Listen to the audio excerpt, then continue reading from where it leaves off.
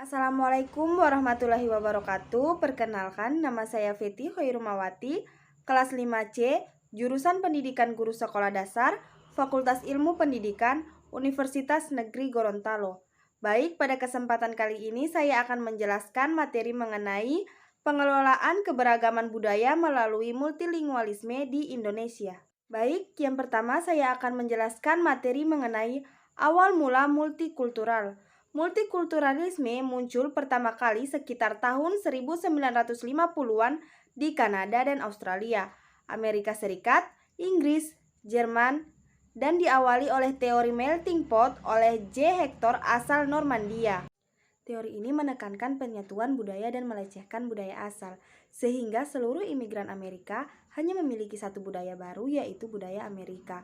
Nah, meskipun diakui bahwa monokultur mereka lebih diwarnai oleh kultur white, atau kultur imigran kulit putih berasal dari Eropa, interaksi kultural antar berbagai etnis tetap memerlukan ruang gerak yang leluasa, sehingga dikembangkan teori kultural pluralisme.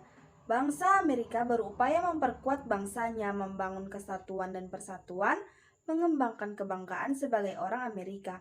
Namun, pada dekade 1960-an, masih ada sebagian masyarakat yang merasa hak-hak sipilnya belum terpenuhi. Kelompok Amerika Hitam, imigran Amerika Latin, atau etnik minoritas lainnya merasa belum terlindungi. Atas dasar itulah, kemudian mereka mengembangkan multikulturalisme yang menekankan penghargaan dan penghormatan terhadap hak-hak minoritas baik dilihat dari segi etnik, agama, ras maupun warna kulit. Murel P. menyebutkan bahwa multikultural berkembang di masyarakat Amerika bersifat etnis, budaya antarbangsa yang bertujuan memajukan dan memelihara integritas. Baik, yang akan saya jelaskan berikutnya yakni materi mengenai multikultural di Indonesia. Indonesia sebagai bangsa plural, majemuk, multikultural, dan multilingualisme, maksudnya upaya menciptakan dan menjamin keberagaman komunitas dapat tumbuh dan berkembang dalam masyarakat. Pengakuan suatu fenomena sosial yang berkembang di era globalisasi, keterbukaan, kebudayaan, dan keragaman bahasa. Keragaman bahasa disebut sebagai bahasa daerah. Indonesia memiliki lebih kurang 750 bahasa daerah. Jumlah penduduk 255,4 juta jiwa sebagai negara kepulauan terbesar di dunia. Indonesia juga memiliki 5 kepulauan besar dan kurang lebih 1.120 suku. Multikultural dan multilingualisme yang ideal adalah masyarakat terdiri dari beragam suku, bahasa, etnis, dan kebudayaan dapat hidup dan berkembang dalam satu kesatuan kebangsaan Indonesia secara aman, damai, dan tentram, saling menghargai dan saling toleransi. Khususnya di Indonesia, fungsi multikultural dan multilingualisme secara eksplisit tertuang dalam Undang-Undang Sisdiknas 2003, yaitu fungsi pendidikan nasional adalah mengembangkan kemampuan dan membentuk watak serta peradaban bangsa yang bermartabat dalam rangka mencerdaskan kehidupan bangsa. Untuk mengembangkan kemampuan dan kecerdasan, maka peran bahasa sebagai alat komunikasi sangat diperlukan. Bahasa merupakan bagian yang tidak terpisahkan dari eksistensi manusia, sehingga muncul anggapan bahwa bahasa merupakan bagian dari budaya yang diwariskan secara genetis. Bahasa merupakan lahir dari nenek moyang mereka yang dipelihara dan dilestarikan berdasarkan kebijakan lokal. Realita ini menjadikan Indonesia sebagai negara pemilik bahasa daerah yang paling kaya, yaitu kurang lebih 750 bahasa daerah. Jumlah tersebut menggambarkan betapa beragamnya bahasa daerah atau multilingualisme yang dimiliki oleh Indonesia. Maka, peran pendidikan merupakan unsur yang sangat penting dalam memberikan warna kehidupan masyarakat dan memiliki fungsi sebagai upaya mencerdaskan diri, sosial, negara, dan bangsa. Nah, materi selanjutnya yakni mengenai pendidikan multikultural di Indonesia. Pelaksanaan pendidikan memegang peran penting dalam mewujudkan wadah persatuan berbasis multikultural, mengingat bahwa keberagaman seharusnya tidak menjadi pembeda atau hambatan, melainkan dijadikan tumpuan untuk saling memahami dan mengakui keberadaan masing-masing. Corak pendidikan yang mewarnai penyelenggaraan pendidikan di Indonesia adalah pendidikan multikultural. pendidikan multikultural sangat penting diterapkan untuk meminimalisir dan mencegah terjadinya konflik dan perpecahan di beberapa daerah.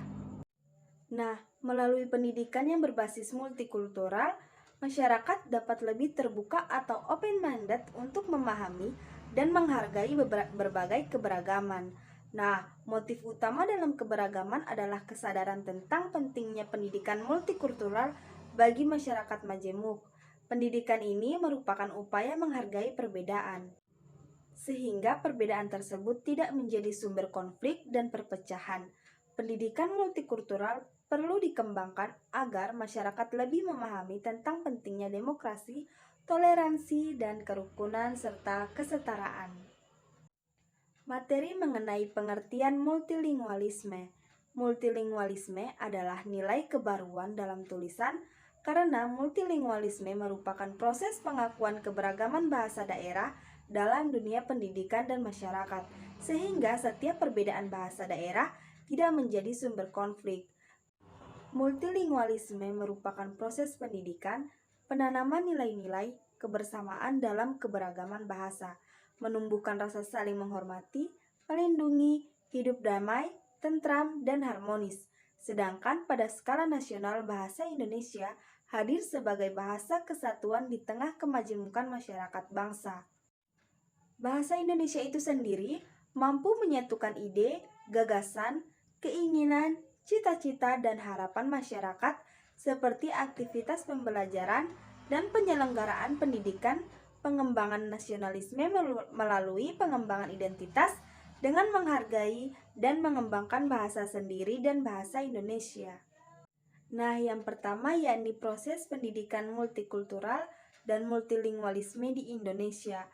Pendidikan multikultural merupakan landasan pengetahuan berupa bangunan, konsep-konsep yang relevan dengan mendukung kondisi masyarakat, serta berfungsinya keragaman budaya dalam kehidupan bermasyarakat seperti demokrasi, keadilan hukum, nilai-nilai budaya dan kebersamaan dalam berbagai suku, budaya, keyakinan, keagamaan, ungkapan-ungkapan budaya, privat dan publik, hak asasi manusia atau HAM, hak budaya komuniti, dan konsep-konsep lainnya yang seseorang dapat menunjukkannya dengan secara relevan.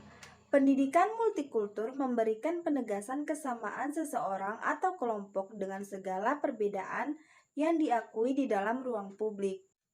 Bagian utama pendidikan multikultural adalah kultural.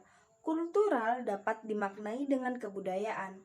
Budaya adalah cara hidup yang berkembang dan menjadi kebiasaan bersama oleh kelompok masyarakat dan diwariskan kepada generasi.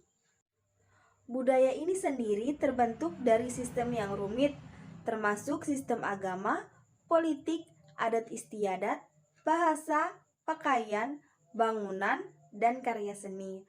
Multikultural merupakan upaya untuk menciptakan, menjamin, dan mendorong pembentukan ruang publik yang beragam komunitas dapat tumbuh dan berkembang sesuai kemampuan masing-masing.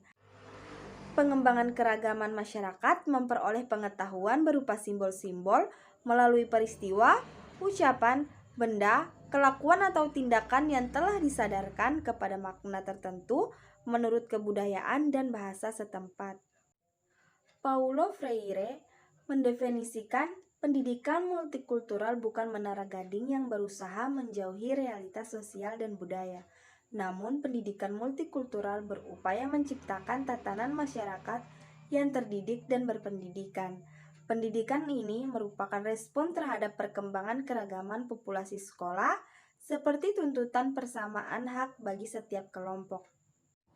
Dalam konteks pendidikan Islam, multikultural adalah sikap menerima kemajemukan ekspresi budaya manusia dalam memahami pesan utama agama. Terlepas dari rincian anutannya, penggunaan kata pendidikan Islam tidak dimaksudkan untuk menegaskan ajaran agama lain atau pendidikan non-Islam, tetapi justru untuk meneguhkan bahwa Islam dan pendidikan Islam syarat dengan ajaran yang menghargai dimensi. Kompetensi yang ingin dicapai adalah mengembangkan kompetensi akademik standar dan dasar tentang nilai-nilai persatuan dan kesatuan, demokrasi, keadilan, kebebasan, persamaan derajat atau saling menghargai dalam keberagaman bahasa dan budaya. Dalam mengembangkan kompetensi akademik untuk menganalisis dan membuat keputusan yang cerdas tentang suatu isu dan masalah keseharian melalui sebuah proses demokratis dan membantu mengkonseptualisasi mengaspirasikan sebuah masyarakat yang lebih baik, demokratis dan memiliki kesamaan derajat. Sedangkan tujuan pendidikan multikultural sendiri memahami latar belakang diri dan kelompok dalam masyarakat, menghormati dan mengapresiasi kebinekaan budaya dan sosio-historis etnik dan mengakui multilingualisme.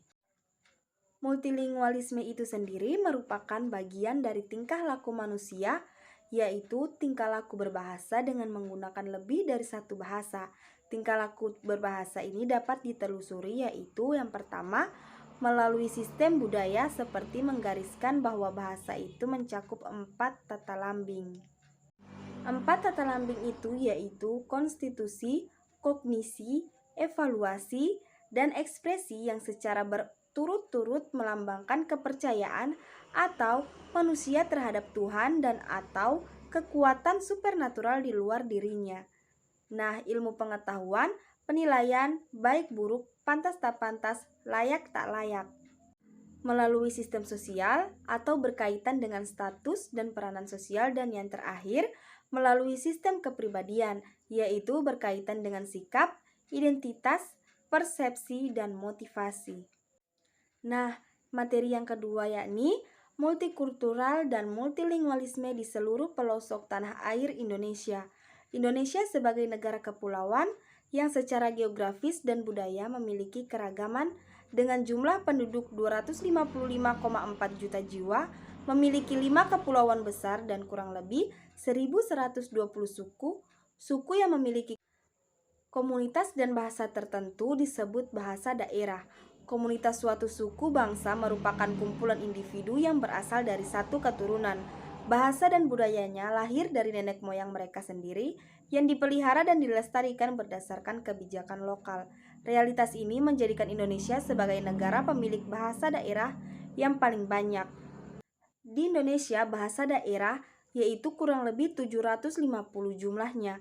Tersebut cukup besar dan dapat menggambarkan betapa beragamnya bahasa daerah yang dimiliki oleh Indonesia. Hal ini menunjukkan betapa negeri ini telah memiliki kekayaan bahasa. Kekayaan bahasa daerah tersebut tersebar di seluruh penjuru suku dan pulau di Indonesia yang berbeda dari Sabang sampai Merauke. Nah, adapun ragam bahasa daerah tersebut adalah yang pertama, bahasa daerah Sumatera, yang kedua bahasa daerah di Nusa Tenggara, yang ketiga bahasa daerah di Bali, yang keempat bahasa daerah di Jawa, yang kelima bahasa daerah di Kalimantan, yang keenam bahasa daerah di Sulawesi, yang ketujuh bahasa daerah di Maluku, dan yang terakhir bahasa daerah di Papua. Faktor penyebab timbulnya ragam bahasa yang ada di Indonesia adalah yang pertama, faktor budaya dan bahasa. Setiap daerah mempunyai perbedaan kultur atau daerah hidup yang berbeda seperti wilayah Sumatera, Jawa, Kalimantan, Sulawesi, dan Papua, serta beberapa wilayah Indonesia lainnya. Yang kedua yakni faktor sejarah. Setiap daerah mempunyai kebiasaan atau adat istiadat dan bahasa nenek moyang sendiri dan berbeda-beda antar daerah satu dengan daerah lainnya. Yang ketiga, faktor perbedaan demografi. Setiap daerah memiliki dataran yang berbeda seperti wilayah pantai, pegunungan yang biasanya cenderung menggunakan bahasa yang singkat, jelas, dan masih volume suara yang besar dan tinggi. Dengan demikian, pendidikan multikultural menjadi sangat penting dalam menghadapi era globalisasi yang serba terbuka. Informasi dan teknologi baik internasional, nasional, dan lokal mempengaruhi kehidupan masyarakat di bumi Nusantara, sehingga masyarakat dapat hidup dan masyarakat juga dapat berkehidupan aman, damai, tentram, saling menghargai, toleransi, dan demokratis dalam masyarakat multikultural dan multilingualisme. Bahasa Indonesia sebagai pemersatu dalam multilingualisme.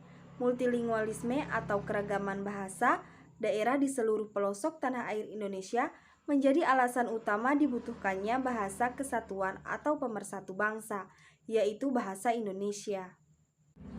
Masyarakat Indonesia membutuhkan bahasa yang dapat digunakan dalam bingkai kebersamaan dan kesepahaman di tengah kemajemukan. Keragaman bahasa daerah terkadang melahirkan kesalahpahaman di antara masyarakat. Ada kalanya setiap daerah mempertahankan penggunaan bahasa daerah dengan tujuan ingin melestarikan budaya dan bahkan dipengaruhi oleh perasaan dan selalu menganggap bahasa lokal mereka adalah bahasa yang terbaik. Ada pula ditemukan suatu daerah didominasi penggunaan bahasa daerah mereka karena kurangnya sosialisasi bahasa, yaitu bahasa Indonesia. Bahasa Indonesia sebagai bahasa nasional atau bahasa resmi kebangsaan Indonesia yang telah melewati perjalanan panjang mulai sejak awal penggunaannya hingga sekarang. Bahasa Indonesia lahir pada tanggal 28 Oktober 1928. Kelahirannya ditandai dengan sumpah para pemudi yang bersatu dari berbagai bagian Nusantara. Nah, demikian penjelasan saya. Kesimpulan dari materi ini yakni pendidikan multikultural di Indonesia adalah pendidikan bersifat demokrasi, terbuka, menghargai perbedaan dan toleransi, ragam budaya dan bahasa daerah di seluruh pelosok Indonesia. Nah, demikian penjelasan dari saya. Lebih dan kurangnya saya mohon maaf. Wabillahi taufik wal hidayah. Wassalamualaikum warahmatullahi wabarakatuh.